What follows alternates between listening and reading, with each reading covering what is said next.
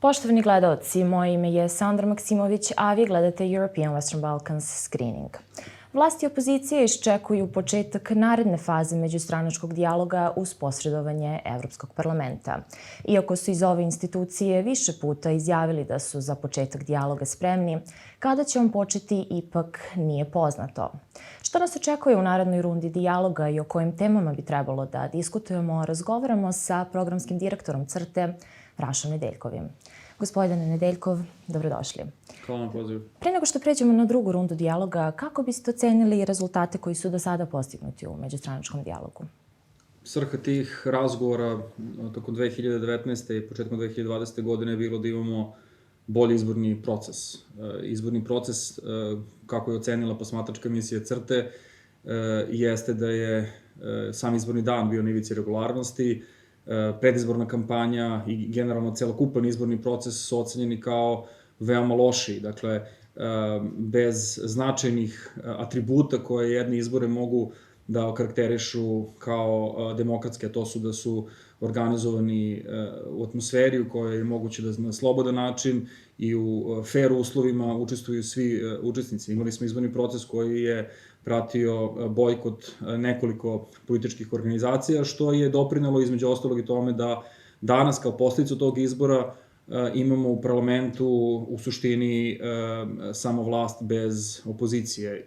Kada u parlamentu kao centralnoj političkoj instituciji koja bi trebalo da bude izvor dijaloga i pluralizma u jednom društvu, imate samo jednu stranu, dakle jedan deo društva, ne možemo govoriti o uspehu dijaloga ni u kakvom slučaju. A da li mislite da bi vaš monitoring izbora bio, da bi rezultati bili još gori da je opozicija učestvovala? To ne mogu da komentarišem jer ne znam šta je bilo da bi bilo. Dakle, imali smo političku situaciju, okolnost da je pre svega jedan deo opozicije bojkotovao parlament jer je atmosfera politička u parlamentu dovedena do tog momenta da je jedini politički odgovor koji su deo opozicije imali način da reaguju bio je da bojkotuju rad parlamenta, a onda je iz toga proistekao i bojkot drugog političkog procesa kao što je izborni. Sad samo njihovo učešće ili ne, to je pitanje, ali ono što predstoji sada jeste da vidimo da li će u kojoj meri izborni uslovi, odnosno poštovanje zakona koje trenutno imamo i eventualno usvajanje nekih dodatnih zakonskih rešenja kako bi se prevazišli određeni problemi za naredne izbore biti na mestu i da li ćemo u tom slučaju imati bolje okolnosti ili ne. A da li su rezultati postignuti u prvoj rundi međustranačkog dijaloga zapravo doveli do poboljšanja ili su na neki način poslužili vlasti da ih predstavi kao uspeh bez ozbiljnijeg napretka? Ja sam već rekao dakle, da sasvim sigurno nije došlo ni do kakvog poboljšanja jer smo imali izborni proces koji je bio lošiji nego svi prethodni koje smo mi kao posmatračka misija posmatrali. Dakle, da su usvojene stvari bile sprovedene do kraja, odnosno da nisu birane samo one manje za vlast nepovoljne stvari. Kad kažem nepovoljne, dakle, one sve okolnosti koje doprinose tome da vlast ima neprikosnovenu neravnopravnost, dakle, mnogo bolji položaj u odnosu na sve druge aktere. Pristup medijima koji je neutemeljen u zakonu na način da se jednoj strani pruža mnogo veći prostor u odnosu na sve druge političke aktere, da se o jednoj strani izveštava na jedan način, a o drugoj strani neprofesionalno, napadački, dakle kampanjski negativno. Dakle, to su sve okolnosti koje su doprinele sveukupnoj oceni, dakle da izbori su bili, da kažem, na ivici sam izborni dan na ivici regularnosti, a celokupan izborni proces bez suštinskih demokratskih atributa.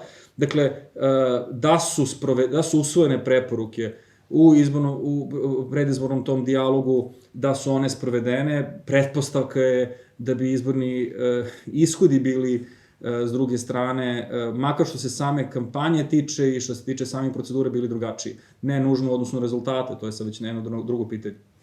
Evo sad da pređemo na ono što nas čeka. Što možemo zapravo da očekujemo u drugoj rundi dijaloga? Da li se zna ko će sve učestvovati i koje teme bi trebalo da su na dnevnom redu? Ja sam pogrešna adresa za to. Dakle, prvo ne znam da li pričamo o drugoj rundi ili pričamo o jednom popuno novom okviru za dijalog. Ne znamo ko će učestvovati, ne znamo ko će ga organizovati, ne znamo na koji način će biti organizovana debata. Ono što mislim da je sasvim sigurno pogrešno predstaviti sledeći razgovor kao razgovor izbornih uslova. Mislim da su izborni uslovi i izbori kao takvi kolateralna šteta jednog opšteg posrnuća demokratije u našoj zemlji. Kada vi u društvu nemate dijalog ni po jednoj temi, a ne samo u vezi sa političkim aspektima izbornog procesa, nekako je nefer da samo govorimo o dijalogu oko izbornih uslova. S druge strane, nisam ni siguran da je potreban dijalog oko izbornih uslova kao takav. Ako treba da prigovoramo oko toga šta treba da se uradi da bi izborni uslovi bili bolji. Dakle, Srbija je članica OEBS-a. OEBS je posmatrao izbore, OEBS godinama unazad daje preporuke. Srbija je u obavezi kao članica OEBS-a da bez odlaganja sprovodi preporuke ODIR-a, posmatračke misije i OEBS-a kao krovne organizacije. To se ne događa. Dakle, ne trebaju nama pregovori da mi utvrdimo šta od ODIR-a i preporuka treba sprovesti ili ne. Nama su pregovori potrebni eventualno oko nekih rešenja, nama su potrebni politički razgovori, mnogo širi nego što su samo jedan tehnički aspekt sprovođenja izbora. S druge strane, imate i domaće organizacije, ekspertske, predstavnike akademske zajednice koji nude konkretne rešenja koje mogu da prevaziđu određene probleme u izbornom procesu. O tome možemo da pričamo, da li su ta rešenja eventualno bolja ili lošija, da li možemo imati neko, ajde da kažem, prihvatljivije rešenje koje se stavlja na sto. Ali, kažem, da bi se unapredili izborni uslovi, za početak nisu potrebni pregovori, potrebno je da država Srbije radi svoj posao i da sprovodi bez odlaganja i bez bilo kakvog odugovlačenja one nalaze koje su već godinama unazad poznati svima nama. I kako onda osigurati sprovođenje onoga što je dogovoreno u međustranačkom dijalogu? Da li smatrate da bi trebalo pratiti i rezultate dogovorenih mera, a ne samo njihovo usvajanje? Dakle, ajde da pretpostavimo da postoji neko bazično poverenje ukoliko uopšte dođe do razgovora. Jer ne biste razgovarali s nekim ukoliko nemate poverenja bilo šta što je dogovoreno da se uradi. Da bi se uopšte razgovaralo, moramo se za početak dogovoriti šta su problemi. Mi iz svega onoga što posmatramo ne možemo zaključiti da postoji razumevanje od toga da imamo nekakav problem, pa ni u izbornom procesu. Predstavnici vlasti kažu često da su preporuke ODIR-a neutemeljene, da su površne i da ne odslikavaju realnost. Dakle, imate jedno suštinsko negiranje uopšte nalaza ODIR-a. Ako je to tako, onda ne vidim zašto bismo uopšte i sedeli i da razgovaramo. Ukoliko se, dakle, ne slažemo da postoji problem. I sad, ukoliko se složimo da postoji problem, ako sedemo za sto da razgovaramo kako da dođemo do rešenja tog problema, onda moramo verovati, dakle, da i postoji način za njihovo sprovođenje. Mi kao organizacije, šta god da bude bilo dogovoreno, šta god da bude bio zakonski okvir, dakle, pre svega šta obavezuje državne organe prilikom organizovanja izbornog procesa, ćemo pratiti i odnosu na to izveštavati javnost. Dakle, garancije dogovorenog leže u rukama oni koji imaju zakonsko ovlašćenje da sprovode određene odluke, isto kao što smo imali situaciju, dakle, da su neke preporuke, pa čak i male po svom intenzitetu uticaja potencijalnog na promene koje jesu usvojene u prethodnom procesu dijaloga, one u principu nisu sprovođene. Tako da li će biti sprovedene ili neće, zavisit će pre svega od toga da li će i u kojoj meri vlast biti pritisnuta od javnosti da takve dogovore sprovodi. A spomenuli ste poverenje malo pre. Da li smatrate da je postignut bar minimum poverenja između dve strane? Prvo, nisam siguran da znam koje su te od dve strane. Su na vlasti, na opoziciju. I to je vrlo šarenoliko. S druge strane, u odnosu na ono što imamo priliku da vidimo u javnosti, daleko smo od toga da možemo da pričamo o nekakvom civilizovanom okviru za razgovor, ali nadam se da će makar što se ključnih aktera tiče imati dovoljnu dozu državništva i odgovornosti prema građanima, da će prevazići lične animozitete i da će naći način da sednu zastupaju svoje birače i u takvom političkom procesu. I kada smo već kod strane u dijalogu, DSS i SPAS su nedavno izašli sa zahtevom da se dijalog održi bez učešća Evropskog parlamenta. Da li smatrate da je dijalog u tom formatu moguć uopšte? Moguće je, svakakva vrsta razgovora, dakle dovoljno da sednu tri strane da pričaju i da se nešto dogovore. Dakle, da li je to dijalog? Jeste dijalog. Da li je to nešto što može da promeni i unapredi političku situaciju? Sumnjam. dakle da smo mi kao društvo bili spremni i u mogućnosti da sedemo sami da razgovaramo na način da imamo civilizovan razgovor, da imamo jasne okvire šta su pravila razgovora, šta su problemi, koje su rešenja i kada se dogovorimo oko rešenja da ih sprovodimo, pretpostavljam da ne bismo imali potrebu da tražimo nekog medijatora. S druge strane, vrlo jasan politički cilj, pa i vlade u kojoj učestvuje SPAS, a s druge strane i DSS kad je bio na vlasti, bez obzira što su bili euroskeptici i konzervativni, ali su i te vlade imali kao svoj apsolutni politički prioritet pristupanje Evropskoj uniji. Dakle, ukoliko mi politički težimo jednoj međunarodnoj organizaciji, ukoliko imamo političkih poteškoća kao što imamo, a za početak možemo da počnemo da osvešćujemo da imamo politički problem, onda je sasvim prirodno da imamo podršku i pomoć sa strane evropskih institucija da iz ove političke krize izađemo. Ja se samo nadam da evropska administracija neće dozvoliti da se neke, kako bih rekao, maske tolerišu i da se u ime velikih dogovora tolerišu ogromna kršenja međunarodnih principa, demokratskih i s druge strane kršenja ljudskih prava, jer da se samo vratim na sam početak, dakle, svi građani Republike Srbije imaju ustavno pravo i pravo utemeljeno međunarodnim konvencijama koje je država Srbija potpisnica da biraju slobodno, bez pritisaka svoje političke predstavnike ili da se na njima kandiduju. Dokle god mi takvo pravo nemamo, očekujemo svu pomoć i podršku onih političkih organizacija međunarodnih koji žele da vide Srbiju kao demokratsku zemlju. Svako skretanje pogleda sa tih problema je na neki način ne samo održavanje statusa quo, već i jedna prećutna podrška pogoršavanju situacije u Srbiji. U skladu s ovim što ste rekli, kakva je onda zapravo uloga Evropskog parlamenta u dijalogu? Da li bi ta uloga trebala da bude aktivnija? Za početak bi bilo veoma važno da se kroz učešće Evropskog parlamenta podigne mnogo više transparentnost u samom procesu, dakle da ne nagađamo uopšte ko su sagovornici, šta su teme, šta su problemi, šta su rešenja, dakle da za početak imamo kroz njihovu ulogu obezbeđen učešće svih relevantnih aktera, da oni budu ti koji će da omoguće civilizovan razgovor, pošto očigledno sami nismo, i da kroz svoju posmatračku misiju ili mehanizme koje imaju na raspolaganju omoguće praćenje onoga što je dogovoreno. Evo, sad ste rekli da Evropski parlament želi da obezbedimo jedan civilizovan razgovor, međutim u javnosti imamo slučaj da se pojedini članovi delegacije Evropskog parlamenta diskredituju. Zašto je to tako? To je politička okolnost. Kada god imate nekoga ko iznosi bilo kakav kritički stav, ne govori se i ne napadaju se ti stavovi, već se napadaju nosioci tih poruka. Mi kao predstavnici civilnog društva u Srbiji ili kao organizacija civilnog društva u Srbiji često smo napadani i jedini argumenti koji su korišćeni protiv nas jesu upravo koji pokušavaju da urušavaju kredibilitet nas. Nikada nisu dovedeni u pitanju naši nalazi ili naši izveštaj, ili argumenti, ili činjenice su činjenice. Ne možete činjenice da poništavate, ali možete da radite na urušavanju kredibiliteta onoga koji iznosite činjenice, i ovde je taj slučaj. Dakle, mi imamo kod europoslanice gospođe Fajon istoriju izjava kojima se na jedan beskompromisni način u stvari ponavljale poruke koje iznose i organizacije civilnog društva i na kraju krajeva i međunarodne organizacije apropo stanja demokratije i izbora u Srbiji.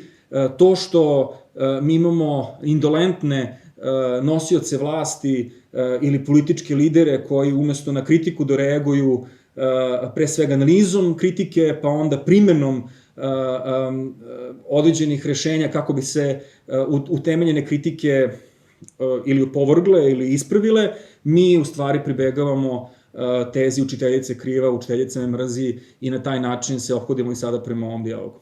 A da li onda smatrate da bi vladajuća partija pristala na dijalog i načinila određene ustupke bez pritisaka od strane Evropske unije? nijedna vlast na svetu ne reaguje bez pritisaka. Da je tako, onda bismo živjeli u utopiji. Dakle, mora postojati određeni pritisak pre svega javnosti i to je nešto što je obaveza i medija, i obrazovnih institucija, akademske zajednice, civilnog društva da generiše jasne argumente političkih organizacija, jasne argumente ka građanima, da građani imaju potpunu informaciju o tome šta su problemi, konkretno sad u odnosu na izborni proces, i da građani izvrše pritisak na vlast. U situaciji kada građani imaju jednostrane informacije, masovno, dakle, ako pre svega analizirate na koji način televizije sa nacionalnom pokrivenošću izveštavaju o ključnim problemima u našem društvu, i tu sad ne mislim samo na izborni proces, dakle, tu možemo razgovarati i o zdravstvenim okolnostima, dakle, o pandemiji, o načinu kako se država bori sa tim, koji su dobri koraci, koji su preduzeti, koji su mogli biti bolji. Dakle, u bilo koje sferi života koje pričamo, mi nemamo s jedne strane dijalog, nemamo pluralizam mišljenja, imamo jedno jednostrano navijačko, kampanjsko izveštavanje koje a priori podržava sve što radi vlast bez bilo kakvog kritičkog osvrta. U takvoj atmosferi očekivati generisanje jasnog javnog pritiska na vlast je prilično naivno. U tom smislu, svi mehanizmi koji su na raspolaganju onima koji žele demokratiju, koji žele vladavinu prava u jednom društvu, između ostalog, jedan od mehanizama jeste i podrška i razgovor sa međunarodnom zajednicom, onom međunarodnom zajednicom koja takođe baštini vrednosti koje mi želimo da vidimo ukorenjeni i u Srbiji. A da li onda smatrate da u Srbiji nakon dijaloga zaista može doći do slobodnih i demokratskih izbora? Da li, odnosno, ovaj dijalog može da reši političku krizu? Dijalog sam po sebi ne može da reši političku krizu ukoliko nije sveobuhvatan. Dakle, da se ponovim, ovde su izbori kolateralna šteta ozbiljnog deficita dijaloga po svim oblastima i temama. Dakle, u trenutku u kome vladajuća većina bira, odnosno ponovo bira u Savet REM-a osobu koja je svojim aktivnim delovanjem doprinela urušavanju kredibiliteta te nezavisne institucije, koja je duboko politizovala rad jedne nezavisne regulatorne agencije, govori da u stvari rad te osobe u REM-u sa strane vladajuće većine ocenjeno kao pozitivno. Kada govorimo, recimo, o radu parlamenta, vi imate situaciju da je u 25 dana rada u plenumu u jesenjem zasedanju Narodne skupštine Aleksandar Vučić imenom i prezimenom pomenut 1600 puta. Dragan Đilas kao predstavnik opozicije, koja čak i nije u parlamentu, 1100 puta. Dakle, govorimo o jednom potpuno zaključanom političkom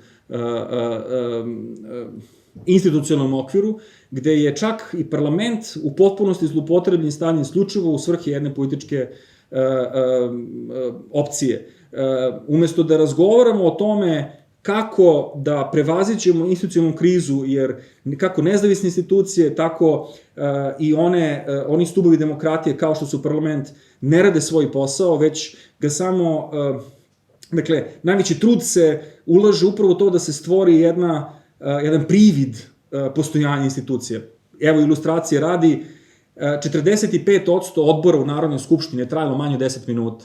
Kažete vi meni, kakva je to diskusija? Pritom u odborima se dešavaju ozbiljne pripreme za plenarni rad, gde se mnoge dileme, tako, u jednom političkom okruženju trebaju razgovarati, pretresti i onda usvojiti najbolje odluke. Ako vi imate sednicu koja traje manje od 10 minuta, gde samo tih nekoliko minuta odlazi na utvrđivanje nekih proceduralnih stvari, o kakvom mi tu onda razgovoru govorimo? Otuda, da li samo jedan dijalog sada fokusiran na izbore može rešiti sve probleme? Apsolutno ne može. Nama je potrebno ozbiljno političko preispitivanje rada svih aktera u našem društvu i potrebno je pre svega konsenzus oko nekih bazičnih vrednosti. Kako do toga doći, to je sad veoma teško pitanje, ali ja mislim da dokle god svi na konstruktivan način pokušavamo da doprinesemo stvaranju klime u kojem je razgovor moguć, mi smo na dobrom putu. Nažalost, malo optimizma imam, imajući u vidu da u parlamentu, umesto da u ovoj situaciji kada vlast ima neprikosnovenu, dakle istorijsku većinu u parlamentu, to u priliku koristi da daje primer kako bi parlament trebalo da izgleda, makar što se debate tiče, mi imamo suštu suprotnost i to je nešto što meni lično kao građaninu ove zemlje ne uliva poverenje. A da se vratimo na konkretno međustranački dijalog, u poslednje vreme se razgovara i o mogućnosti da civilno društvo učestvuje u tom dijalogu. Međutim, iz civilnog društva dolaze oprečna mišljenja. Da li smatrate da bi civilno društvo trebalo da uzme učešće u dijalogu i na koji način?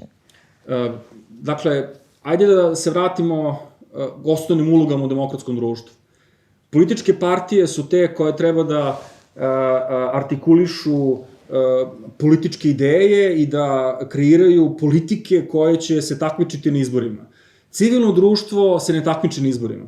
Civilno društvo ne učestvuje na izborima. Civilno društvo, jedna od uloga jeste i da ima kontrolnu ulogu, da bude korektivni faktor i u političkim procesima. CRTA konkretno je vrlo uključena u izborne procese, ali kao posmatrač. Neko ko posmatra šta se događa u političkom smislu, kako se sprovode zakoni, šta su uzroci sprovođenja ili nesprovođenja zakona najčešće, koje rešenje mogu biti za te utvrđene probleme. Dakle, onog momenta ukoliko bismo mi učestvovali u međustranačkom dijalogu, kako se učestvuju na izborima, dakle, šta je onda naša uloga tu? Da li onda to znači da mi trčimo izbore? Dakle, CRTA će kao konstruktivni akter u demokratskom društvu koje želimo da vidimo, biti predlagač rešenja, bit će kritički nastrojen na svemu što vidimo da je i predmet tih razgovora i šta je ishod tih razgovora, pratit ćemo šta je dogovoreno, na koji način se implementira i to je naša uloga. Nudit ćemo rešenja i otuda